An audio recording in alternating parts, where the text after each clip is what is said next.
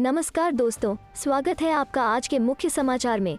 सबसे पहली बड़ी खबर में आपको बताएंगे कृषि कानूनों की वापसी से मुस्लिम नेता मुखर, सीएए वापस लेने की मांग। इसी के साथ दूसरी बड़ी खबर में जिक्र होगा कि प्रियंका गांधी ने पीएम मोदी को पत्र लिखकर की अजय मिश्रा को बर्खास्त करने की मांग। तीसरी बड़ी खबर में आपको बताएंगे कि बीजेपी शासन में बिना कैबिनेट की मंजूरी के कानून बनाए और निरस्त किए जाते हैं। पी चिदम्बरम का कृषि कानून वापसी को लेकर हमला। दोस्तों, हर एक खबर की गहराई में आपको ले जाएंगे, लेकिन दोस्तों खबर में आगे बढ़ने से पहले अगर आपको भी ऐसा लगता है कि 5 राज्यों के चुनाव में महंगाई का असर पड़ेगा और भाजपा का सुपड़ा साफ होगा, तो आप अभी इस वीडियो को लाइक कीजिए और इस लाल बटन को दबाकर चैनल को सब्सक्राइब करके घंटी बजाइए और कमेंट में लिखिए जय हिंद। चलते हैं पहले खबर की तरफ। कृषि कानूनों की वापसी से मुस्लिम नेता मुखर, सीएए वापस लेने की मांग। जी हाँ दोस्तों, प्रधानमंत्री नरेंद्र मोदी द्वारा 3 कृषि कानूनों को रद्द करने की घोषणा के बाद मुस्लिम नेताओं ने विवादास्पद नागरिकता संशोधन कानून सीएए को वापस लेने की मांग की है। सीएए का मुख्य रूप से मुस्लिम समुदाय के लोगों, समाज के कुछ अन्य वर्गों द्वारा विरोध किया जा रहा है। जमात-ए-इस्लामी हिंद के अध्यक्ष सैयद सदातुल्लाह हुसैनी ने कहा, हम अब सरकार से आदि जैसे अन्य जन विरोधी, संविधान विरोधी कानूनों की ओर ध्यान देने का आग्रह करते हैं। यह सुनिश्चित करते हैं कि उन्हें भी जल्द से जल्द वापस ले लिया जाए। हमें खुशी है कि प्रधानमंत्री नरेंद्र मोदी ने आखिरकार किसानों की मांगों को मान लिया है। अगर यह पहले किया गया होता तो नुकसान को टाला जा सकता था। जमीयत उलमा ए हिंद के प्रमुख अरशद मदनी ने 3 कृषि कानूनों को निरस्त करने के फैसले का स्वागत करते हुए एक बयान में कहा, सीएए आंदोलन ने किसानों को कृषि कानूनों के खिलाफ विरोध करने के लिए प्रोत्साहित किया। सरकार को अब सीएए को भी वापस लेना चाहिए। हमें अपने किसानों को बधाई देनी चाहिए क्योंकि उन्होंने महान बलिदान दिया है। देश में अन्य सभी आंदोलनों की तरह किसान आंदोलन को दबाने के लिए हर संभव प्रयास किया गया था। किसानों को विभाजित करने की साजिश रची गई थी, लेकिन वे हर तरह से बलिदान देते रहे, अपने स्टैंड पर अडिग रहे। एक बार फिर सच्चाई सामने आई है कि अगर किसी जायज मकसद के लिए ईमानदारी, धैर्य के साथ आंदोलन चलाया जाए तो एक दिन सफलता जरूर मिलती है। उन्होंने किसानों के प्रयासों की सराहना करते हुए कहा कि यह आंदोलन सफल हो गया है क्योंकि महिलाएं, यहाँ तक कि बुजुर्ग भी रात दिन सड़कों पर बैठकर न्याय की गुहार लगाई। सीएए को वापस लेने के लिए केंद्र से आग्रह करते हुए उन्होंने कहा, हमारे प्रधानमंत्री कहते हैं कि हमारे देश की संरचना लोकतांत्रिक है, इसलिए अब उन्हें उन कानूनों पर ध्यान देना चाहिए जो मुसलमानों के संबंध में लाए गए हैं। कृषि कानूनों की तरह सीएए को भी वापस ले लिया जाना चाहिए। चलते हैं अगली खबर की तरफ। प्रियंका गांधी ने पीएम मोदी को पत्र लिखकर की अजय मिश्रा को बर्खास्त करने की मांग। जी हाँ दोस्तों, कांग्रेस की राष्ट्रीय महासचिव प्रियंका गांधी वारा ने लखीमपुर खीरी हिंसा मामले को लेकर एक बार फिर से बड़ी मांग की है। उन्होंने प्रधानमंत्री मोदी को पत्र लिखकर केंद्रीय गृह राज्य मंत्री अजय मिश्रा टेनी को बर्खास्त करने की मांग की। उन्होंने कहा कि सरकार लखीमपुर खीरी हिंसा के आरोपितों को बचा रही है। लखनऊ स्थित कॉल हाउस में पत्रकारों से बातचीत में कांग्रेस की महासचिव प्रियंका गांधी वारा ने प्रधानमंत्री मोदी को संबोधित पत्र पढ़कर सुनाया। उन्होंने कहा कि कल आपने 3 काले कृषि कानूनों को किसानों पर थोपने के अत्याचार को स्वीकारते हुए उन्हें वापस लेने की घोषणा की। लखीमपुर खीरी में किसानों के साथ हुई क्रूरता को देश ने देखा। किसानों को अपनी गाड़ी से कुचलने का मुख्य आरोपित केंद्रीय गृह राज्य मंत्री का बेटा है। उन्होंने कहा कि इस मामले में यूपी सरकार ने शुरुआत से ही न्याय की आवाज को दबाने की कोशिश की। आपको यह जानकारी भी है कि किसानों को अपनी गाड़ी से कुचलने का मुख्य आरोपी आपकी सरकार के केंद्रीय गृह राज्य मंत्री का बेटा है। राजनीतिक दबाव के चलते इस मामले में उत्तर प्रदेश सरकार ने शुरुआत से ही न्याय की आवाज को दबाने की कोशिश की। उच्चतम न्यायालय ने इस संदर्भ में कहा कि सरकार की मंशा देखकर लगता है कि सरकार किसी विशेष आरोपी को बचाने का प्रयास कर रही है। प्रियंका ने लखनऊ आगमन पर पीएम का स्वागत करते हुए उन्होंने लखनऊ में डीजीपी कॉन्फ्रेंस में केंद्रीय गृह राज्य मंत्री के साथ मंच साझा नहीं करने की अपील भी की है। प्रियंका ने पत्र में आगे लिखा कि मैं लखीमपुर खीरी कांड के पीड़ित परिवारों से मिली हूँ। वे असहनीय पीड़ा में हैं। सभी परिवारों का कहना है कि वे सिर्फ न्याय चाहते हैं। केंद्रीय गृह राज्य मंत्री के पद पर बने रहते न्याय संभव नहीं है। उन्होंने आगे लिखा है कि लखीमपुर खीरी केस की जांच की हालिया स्थिति पीड़ित परिवारों की आशंका को सही साबित करती है। देश की कानून व्यवस्था के जिम्मेदार गृह मंत्री अमित शाह उत्तर प्रदेश के मुख्यमंत्री योगी आदित्यनाथ आपके उसी मंत्री के साथ मंच साझा कर रहे हैं। उन्होंने आगे लिखा कि आप देश के प्रधानमंत्री हैं, किसानों के प्रति अपनी जिम्मेदारी अच्छी तरह से समझते होंगे। हर देशवासी के लिए न्याय सुनिश्चित करना प्रधानमंत्री का कर्तव्य ही नहीं, उनका नैतिक दायित्व होता है। कल देशवासियों को संबोधित करते हुए आपने कहा कि सच्चे मन, पवित्र हृदय से किसानों के हित को देखते हुए कृषि कानूनों को वापस लेने का अभूतपूर्व निर्णय लिया गया है। आपने यह भी कहा कि देश के किसानों के प्रति आप नेक नियत रखते हैं। चलते हैं अगली खबर की तरफ। बीजेपी शासन में बिना कैबिनेट की मंजूरी के कानून बनाए और निरस्त किए जाते हैं। पी चिदम्बरम का कृषि कानून वापसी को लेकर हमला। जी हाँ दोस्तों, पूर्व गृहमंत्री पी चिदम्बरम ने सत्तारूढ़ भारतीय जनता पार्टी पर कथित तौर पर बिना कैबिनेट की पूर्व मंजूरी के महत्वपूर्ण फैसले लेने के लिए निशाना साधा। कांग्रेस नेता शुक्रवार को प्रधानमंत्री नरेंद्र मोदी की घोषणा का जिक्र कर रहे थे, जिसमें उन्होंने घोषणा की थी कि केंद्र संसद में सभी 3 कृषि कानूनों को उचित प्रक्रिया के साथ निरस्त करेगा।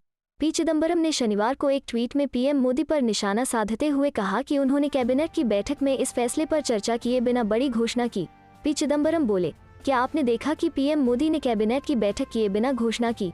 चिदम्बरम ने लिखा कि केवल बीजेपी के शासन में ही ऐसा होता है जब कैबिनेट की मंजूरी के बिना कानून बनाए और निरस्त किए जाते हैं। उन्होंने शुक्रवार सुबह पीएम मोदी के देश के नाम संबोधन के बाद केंद्रीय गृह मंत्री अमित शाह, रक्षा मंत्री राजनाथ सिंह और भाजपा के राष्ट्रीय अध्यक्ष जेपी नड्डा के ट्वीट को लेकर भी हमला किया। गृहमंत्री ने उल्लेखनीय राजनेता दिखाने के रूप में पीएम की घोषणा की सराहना की।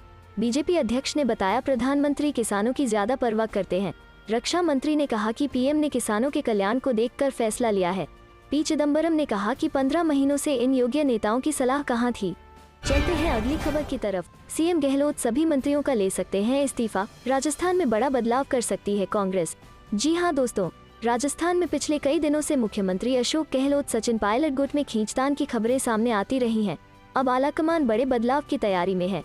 राजस्थान में सीएम अशोक गहलोत ने कैबिनेट मंत्रिपरिषद की बैठक बुलाई है। सूत्रों का कहना है कि इस बैठक में सीएम गहलोत सभी मंत्रियों का इस्तीफा ले सकते हैं। इसके बाद मंत्रिमंडल का पुनर्गठन किया जाएगा। रविवार को गहलोत सरकार के मंत्रिमंडल का शपथ ग्रहण किया जा सकता है। इसमें सचिन पायलट गुट के कई विधायकों को मंत्री पद की शपथ दिलाई जा सकती है। गहलोत मंत्रिमंडल के 3 सदस्य चिकित्सा मंत्री डॉक्टर रघु शर्मा, राजस्व मंत्री हरीश चौधरी, शिक्षा मंत्री गोविंद सिंह डोटासरा ने कांग्रेस की राष्ट्रीय अध्यक्ष सोनिया गांधी को पत्र भेजकर इस्तीफे की पेशकश कर दी है। संगठन में काम करने की इच्छा जताई है। रघु शर्मा गुजरात, हरीश चौधरी पंजाब के प्रभारी हैं, जबकि डोटासरा प्रदेश कांग्रेस अध्यक्ष हैं। तीनों मंत्रियों ने एक व्यक्ति एक पद के फॉर्मूले को देखते हुए इस्तीफे की पेशकश की है। 3 मंत्रियों के इस्तीफे के बाद गहलोत मंत्रिमंडल में 12 मंत्री पद खाली हो गए हैं। कयास लगाए जा रहे हैं कि 21 या 22 नवंबर को मंत्रिमंडल का शपथ ग्रहण हो सकता है, क्योंकि शनिवार को राज्यपाल कलराज मिश्र अपने उत्तर प्रदेश की यात्रा पूरी कर जयपुर लौट रहे हैं। वहीं 20 नवंबर को कांग्रेस की ओर से कृषि कानून वापस लेने पर किसान विजय दिवस मनाया जाएगा। इसमें गहलोत, डोटासरा, माकन सहित अन्य नेता भी मौजूद रहेंगे। चलते हैं अगली खबर की तरफ। सिंघू बॉर्डर पर आज नहीं होगी किसान संगठनों की बैठक, नहीं हटेंगे किसान। इन मुद्दों पर अड़े नेता, जाने कब तय होगी रणनीति। जी हाँ दोस्तों, आज सिंघू बॉर्डर पर आगे की रणनीति को लेकर संयुक्त किसान मोर्चा की सुबह 11:30 बजे बैठक होने वाली थी, लेकिन यह बैठक टल गई है। बताया जा रहा है कि ये बैठक कल यानी 21 नवंबर को होगी। वहीं संयुक्त किसान मोर्चा की बैठक कल होगी। संयुक्त किसान मोर्चा के प्रमुख नेताओं की 9 सदस्यीय कमेटी की यह बैठक सिंघू बॉर्डर पर होगी। इसमें तीनों कृषि कानून निरस्त होने के बाद अगली रणनीति पर मंथन होगा। संयुक्त किसान मोर्चा ने पीएम मोदी के कृषि कानून निरस्त करने के ऐलान का स्वागत किया है, लेकिन यह भी कहा कि संसद में औपचारिक रूप से कानून रद्द किया जाए, एमएसपी बनाई जाए और बिजली संशोधन बिल वापस लिया जाए। संयुक्त किसान मोर्चा की बैठक के बाद 21 नवंबर को पंजाब के किसान संगठनों की बैठक होगी। इसके बाद तय होगा कि आंदोलन का अगली रणनीति क्या होगी। संयुक्त किसान मोर्चा ने कहा कि यह आंदोलन सिर्फ कृषि कानून के खिलाफ नहीं था, फसलों के लाभकारी मूल्य और वैधानिक गारंटी के लिए भी था। इसी बीच किसान नेता राकेश टिकैत ने कहा, एमएसपी भी एक बड़ा सवाल है, उस पर भी कानून बन जाए, क्योंकि किसान जो फसल बेचता है उसे वो कम कीमत पर बेचता है, जिससे बड़ा नुकसान होता है। अभी बातचीत करेंगे, यहाँ से कैसे जाएंगे। अभी बहुत से कानून सदन में है, उन्हें फिर ये लागू करेंगे। वहीं राकेश टिकैत ने आगे कहा था कि प्रधानमंत्री ने तीनों कानूनों को वापस लेने की घोषणा की है, लेकिन न्यूनतम समर्थन मूल्य पर कमेटी बनाने और बिजली अमेंडमेंट समेत अन्य मुद्दों पर अभी बात होनी बाकी है। टिकैत ने बताया कि संयुक्त मोर्चा प्रधानमंत्री की घोषणा को लेकर चर्चा कर रहा है, ताकि अगली रणनीति बनाई जा सके। टिकैत ने ट्वीट किया, आंदोलन तत्काल वापस नहीं होगा, हम उन दिन का इंतजार करेंगे जब कृषि कानूनों को संसद में रद्द किया जाएगा। चलते हैं अगली खबर की तरफ। संघर्ष अभी खत्म नहीं हुआ, सिंघू सीमा पर जमे किसानों ने कहा। जी हाँ दोस्तों, प्रधानमंत्री नरेंद्र मोदी द्वारा केंद्र के 3 कृषि कानूनों को निरस्त करने की घोषणा के तुरंत बाद सिंघू बॉर्डर स्थित किसानों के प्रदर्शन स्थल पर जश्न शुरू हो गया। हालांकि कुछ किसानों ने कहा कि आंदोलन तब तक जारी रहेगा जब तक कि संसद में इन कानूनों को रद्द नहीं कर दिया जाता तथा उनकी अन्य मांगे नहीं मान ली जाती। ट्रैक्टरों पर लगे म्यूजिक सिस्टम से निकलती धुनों पर थिरकते और मिठाइयां बांटते किसान शुक्रवार को बहुत प्रसन्न नजर आ रहे थे। ये किसान कृषि कानूनों के विरोध में बीते करीब 1 वर्ष से सिंघू बॉर्डर पर डेरा डाले बैठे हैं। संघर्ष अभी खत्म नहीं हुआ है। आंदोलनकारियों ने कहा कि लड़ाई अभी खत्म नहीं हुई है और बीते 1 वर्ष से उनका घर बन चुके प्रदर्शन स्थलों को खाली नहीं किया जाएगा। एक प्रदर्शनकारी हरदीप सिंह ने कहा, देर आए दुरुस्त आए। हमें पता था कि कानूनों को रद्द करने का फैसला बाबा जी के आशीर्वाद से आएगा और यह गुरु पर्व के दिन आया। हम पर गुरु नानक देव जी का हाथ है। उन्होंने कहा, हालांकि संघर्ष अभी खत्म नहीं हुआ है। प्रदर्शन तब तक जारी रहेगा जब तक कि कानूनों को निरस्त करने का फैसला अमल में नहीं लाया जाता। एक अन्य प्रदर्शनकारी होशियारपुर के दलेर सिंह ने कहा, कानूनों को निरस्त करने के बारे में खबर संतोषजनक है। हालांकि सरकार को उन 750 किसानों के परिवारों के बारे में भी सोचना चाहिए जिनकी प्रदर्शनों के दौरान जान चली गई। सरकार को उनके परिवार के किसी एक सदस्य को नौकरी और परिवार को मुआवजा देना चाहिए। चलते हैं अगली खबर की तरफ। देश भर में कांग्रेस की किसान विजय रैली, आज कैंडल मार्च का भी आयोजन। जी हां दोस्तों, 3 नए कृषि कानूनों को वापस लेने की घोषणा प्रधानमंत्री नरेंद्र मोदी ने शुक्रवार को कर दी है। विपक्ष ने इसे अपनी जीत करार दिया है। इसी कड़ी में शनिवार को कांग्रेस पार्टी पूरे देश में किसान विजय रैली निकालने जा रही है। केंद्र सरकार द्वारा विवादास्पद कृषि कानूनों को निरस्त करने की घोषणा के बाद कांग्रेस ने आज किसान विजय रैली निकालने और किसान विजय मनाने का फैसला किया है। इसके तहत देश भर में रैलियों और सभाओं का आयोजन किया जाएगा। बता दें कि इससे पहले कांग्रेस ने कहा कि देश की जनता को समझ में आ गया है कि बीजेपी की हार के आगे ही देश की जीत है और अब 700 कृषकों की मौत एवं किसानों के दमन के लिए उन्हें देश से माफी मांगनी चाहिए। खबर के मुताबिक कांग्रेस ने अपने कैडर से राज्य और जिला मुख्यालयों पर किसानों की ओर से किसान विजय रैलियों, किसान विजय सभाओं का आयोजन करने को कहा है और शनिवार का दिन किसान विजय दिवस के रूप में मनाने को कहा है। किसान आंदोलन के दौरान अपनी जान गंवाने वाले करीब 700 से अधिक किसानों की दिवंगत आत्मा के लिए कांग्रेस की ओर से प्रार्थना करने के लिए कैंडल मार्च का भी आयोजन किया जाएगा। साथ ही कांग्रेस नेता व कार्यकर्ता अपने अपने क्षेत्र में शहीद किसानों के परिवारों से मिलने जाएंगे। वहीं इससे पहले कांग्रेस के मुख्य प्रवक्ता रणदीप सुरजेवाला ने नए कृषि कानूनों को रद्द किए जाने के केंद्र के फैसले पर अपनी प्रतिक्रिया में कहा कि आज मोदी जी और उनकी सरकार के अहंकार की हार का दिन है। आज किसान विरोधी भाजपा और उनके पूंजीपति मित्रों की हार का दिन है। खेती को बेचने के षड्यंत्र की हार का दिन है। आज किसान, मंडी, मजदूर और दुकानदार की जीत का दिन है। आज 700 किसानों की शहादत की जीत का दिन है। चलते हैं अगली खबर की तरफ। 7 साल में 2 बार बैकफुट पर आए मोदी सरकार, कृषि कानूनों से पहले इस अध्यादेश को भी लेना पड़ा था वापस। जी हां दोस्तों, 7 साल की मोदी सरकार और इन 7 सालों में यह सरकार दूसरी बार बैकफुट पर। इस बार नरेंद्र मोदी सरकार के कृषि कानूनों पर किसानों का आंदोलन भारी पड़ा है।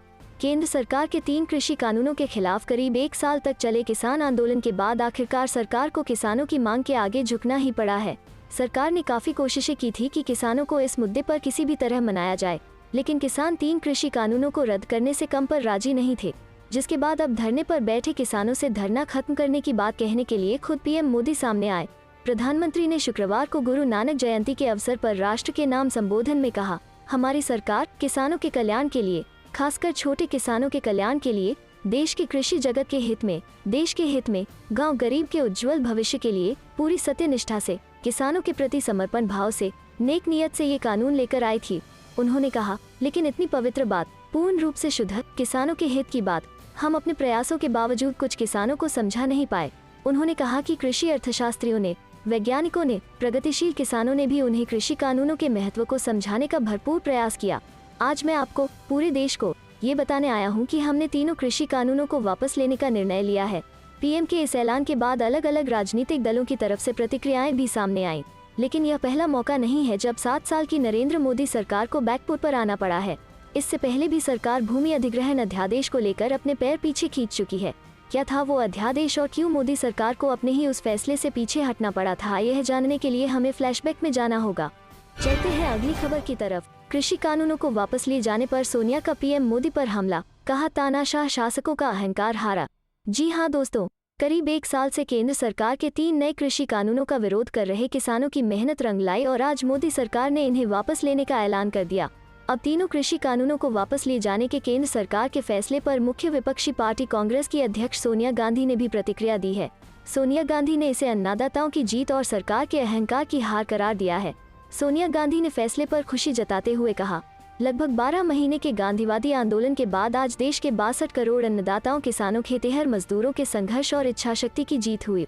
उन्होंने कहा, आज उन 700 से अधिक किसान परिवारों की कुर्बानी रंग लाई, जिनके परिवारजनों ने न्याय के इस संघर्ष में अपनी जान न्यौछावर कर दी। आज सत्य, न्याय और अहिंसा की जीत हुई। इतना ही नहीं, सोनिया गांधी ने केंद्र सरकार पर हमला बोलते हुए कहा, आज सत्ता में बैठे लोगों द्वारा किसानों के खिलाफ बुना गया षड्यंत्र भी हारा और तानाशाह शासकों का अहंकार भी। आज रोजी रोटी और किसानी पर हमला करने की साजिश भी हारी। आज खेती विरोधी तीनों काले कानून हारे और अन्नदाता की जीत हुई। सोनिया गांधी ने एनडीए सरकार को किसान विरोधी बताया।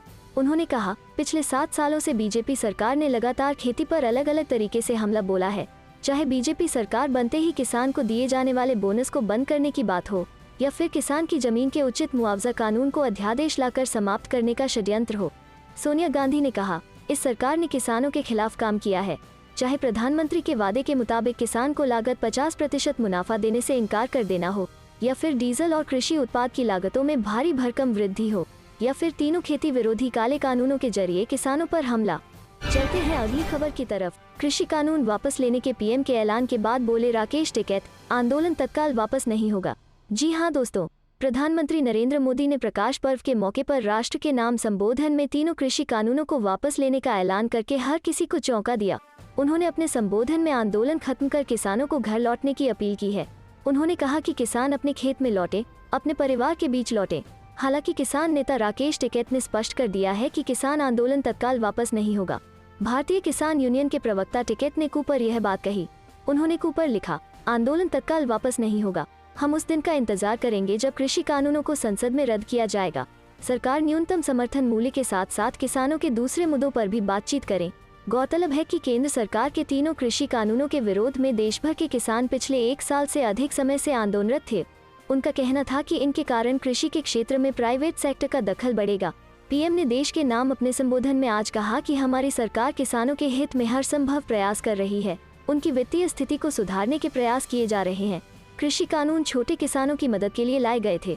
उन्होंने हमारी सरकार किसानों के हित के लिए संकल्पित है, खास तौर पर छोटे किसान। हम उनके हित में पूरी तरह काम करने के लिए प्रतिबद्ध हैं। कृषि कानूनों को वापस लेने के पीछे की वजह पर प्रकाश डालते हुए पीएम ने कहा कि हम किसानों को आश्वस्त करने में सफल नहीं हो पा रहे थे। किसानों का एक वर्ग ही कानूनों का विरोध कर रहा, लेकिन हम उन्हें शिक्षित करने और जानकारी देने का प्रयास करते रहे। हम किसानों को समझा नहीं सके। ये किसी पर आरोप लगाने का समय नहीं है। मैं सबसे कहना चाहता हूँ कि हमने कृषि कानूनों को वापस ले लिए। हम कृषि कानूनों को रद्द कर रहे हैं। चलते हैं अगली खबर की तरफ।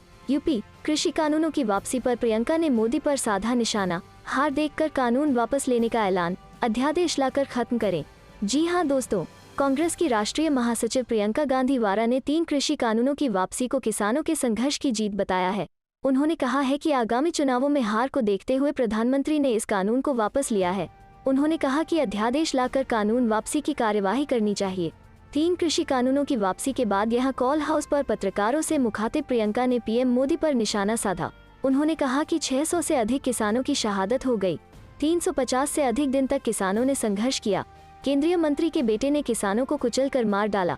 पीएम लखनऊ आए लेकिन पीड़ित किसानों का हाल लेने तक नहीं गए। यही नहीं, किसानों को पीएम की पार्टी के नेताओं ने आतंकवादी, देशद्रोही, गुंडे व उपद्रवी कहा। पीएम ने खुद आंदोलनजीवी बोला। ऐसे में इस घोषणा पर कैसे भरोसा करें। उन्होंने कहा कि गैर जरूरी मुद्दों पर अध्यादेश लाया जाता है। इस कानून को खत्म करने के लिए सरकार तत्काल अध्यादेश लाए। प्रियंका ने कहा कि अब चुनावों में हार दिखने लगी तो इस देश की वास्तविकता का एहसास होने लगा है। उन्होंने कहा कि यह देश किसानों द्वारा बनाया गया है। यह किसानों का देश है। वे ही देश के असली रक्षक हैं और कोई सरकार किसानों के हित को कुचलकर इस देश को नहीं चला सकती है। प्रियंका ने राहुल का उल्लेख करते हुए कहा कि एक दिन सरकार को किसानों को आगे झुकना पड़ेगा। आज सरकार को झुकना पड़ा, वो बात सच साबित हुई। एक सवाल के जवाब में उन्होंने कहा कि किसी भी राजनीतिक दल को कानून वापसी का श्रेय लेने की कोशिश नहीं करनी चाहिए। इसका पूरा श्रेय किसानों को जाता है। चलते हैं अगली खबर की तरफ। कृषि कानून वापसी पर अखिलेश यादव बोले, यह अहंकार की हार और किसानों की जीत। जी हाँ दोस्तों, कृषि कानूनों को वापस लेने के निर्णय पर सपा प्रमुख अखिलेश यादव ने कहा है कि यह अहंकार की हार और लोकतंत्र की जीत है। जनता भाजपा को माफ नहीं करेगी बल्कि इन्हें साफ कर देगी। भाजपा को किसानों की नहीं, वोटों की फिक्र है और यह निर्णय भी चुनाव के मद्देनजर लिया गया है। अखिलेश सपा के प्रदेश कार्यालय पर शुक्रवार को मीडिया कर्मियों से बात कर रहे थे। अखिलेश ने कहा कि इन काले कानूनों को इसलिए वापस करना पड़ा क्योंकि सरकार डर गई है। जिस तरह से किसानों ने विरोध किया और समाजवादी पार्टी के साथ नौजवान, किसान, हर वर्ग खड़ा हुआ, उसकी गूंज दिल्ली तक गई। उन्होंने कहा कि अन्नदाताओं के लिए ऐसे ऐसे शब्दों का इस्तेमाल किया गया जिसकी कोई कल्पना नहीं कर सकता था। इसके लिए भाजपा का पूरा मंत्रिमंडल ही नहीं बल्कि सरकार को ही इस्तीफा दे देना चाहिए। लखीमपुर में किसानों को कुचला गया और आरोपी अभी तक मंत्रिमंडल में है। इसकी जिम्मेदारी से सरकार कैसे बच सकती है। उन्होंने कहा कि चुनाव से पहले नोटबंदी भी एक ऐसा ही फैसला था। सभी को पता है कि क्या उससे कोई अर्थव्यवस्था सुधरी, वो भी गलत था। उन्होंने किसानों को कानून वापसी की घोषणा पर बधाई दी, पर कहा कि हो सकता है कि चुनाव बाद फिर से इन कानूनों को वापस ले आएं। इसका भरोसा कौन देगा। उन्होंने कहा कि आज किसान त्रस्त है, किसानों को न खाद मिल रहा है न ही धान का उचित दाम। ऐसे में सरकार को एमएसपी कानून लागू करना चाहिए। बुंदेलखंड में धान की कोई खरीद नहीं हुई है, किसान परेशान है। सरकार ने मंडियों को बजट तक जारी नहीं किया, अब माफी नहीं चलेगी। उन्होंने कहा कि जिस तरह से जन समर्थन खड़ा हुआ है उसके कारण ही यह कानून वापस हुए हैं। आंदोलन खत्म करने के सवाल पर कहा कि यह निर्णय किसान ले कि उन्हें आगे क्या करना है।